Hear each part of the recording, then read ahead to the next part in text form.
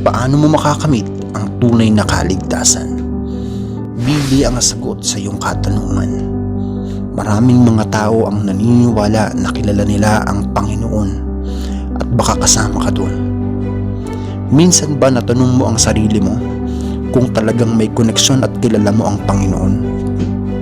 Kung oo ang sagot mo, huwag kang aalis marahil ito na ang pinakamahalagang kaalaman na hinahanap at gusto mong mapakinggan. Marami sa atin ang nabuhay na mayroong pinamulatang relihiyon at napilitang paniwalaan ang ating kinagisnan. Na kung ano ang sabihin ng iba, ayun na rin ang tama para sa atin. Nakakalungkot mang isipin, binigyan tayo ng Panginoon ng sariling kaisipan, sariling kakayahan, ngunit minsan ay hindi tayo naging mapanuri sa kung ano ang tunay. Ako ay biktima ng ganoong klaseng karanasan. Ang YouTube channel ay hindi ko ginawa upang ako ay maitaas, ngunit ang Panginoong Hesukristo. Ang aking layunin ay isiwalat sa buong Pilipinas ang magandang balita. Hindi na ako tulad ng dati na maniniwala na walang pagkonsulta sa Biblia. Samahan mo ako na lumago ang paniniwala at pananampalataya sa tamang Panginoon. Balikan natin ang katanungan kung paano tayo tunay na maliligtas at magkakaroon ng koneksyon sa Panginoon. Tingnan natin ang isang verse mula sa Biblia from the book of John chapter 3 verse 16.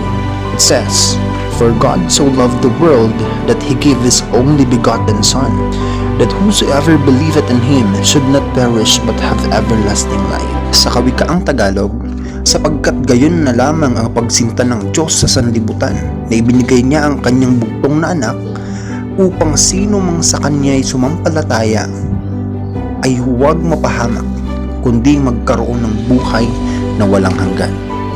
Ayon sa verse na ito, dahil sa pagmamahal ng Diyos Ama ay ibinigay niya sa atin ang nag-iisa niyang anak upang tubusin tayo sa kasalanan. Ang kailangan mo lang gawin upang maligtas ay magsisi sa iyong kasalanan at tanggapin si Hesukristo sa iyong puso bilang iyong Diyos at tagapagligtas. Ito ay isa pa lamang sa napakahalagang verse na kailangan nating malaman bilang isang mananampalataya ng isang buhay na Diyos na si Hesukristo. Kapatid, simula pa lamang ito sa napakarami pa nating katotohanang pag-aaralan gamit ang channel na ito. Kung ikaw ay naghahanap ng tamang turo at paniniwala, wala tayong relihiyong pag-uusapan, kundi kung ano lamang ang nakasaad sa banal na aklat. Mag-subscribe sa channel na ito bilang suporta sa aking misyon na ipakilala sa lahat ang katotohanan. Halina't makiisa sa aking layunin. Support this channel at mag-iwan ng katanungan at agad nating bibigyang kasagutan mula sa Biblia.